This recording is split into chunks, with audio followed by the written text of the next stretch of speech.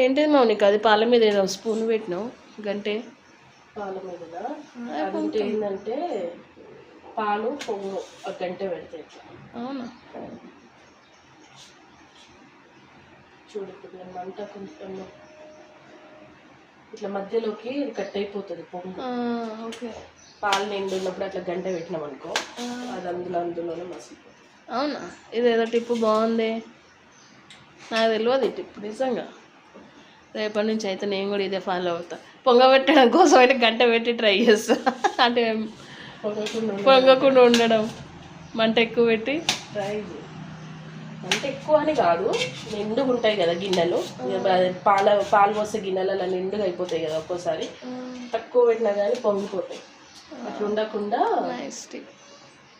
గంటే పెట్టినాం అనుకో అవి అందులోనే మరుగుతాయి పాలు పొంగ.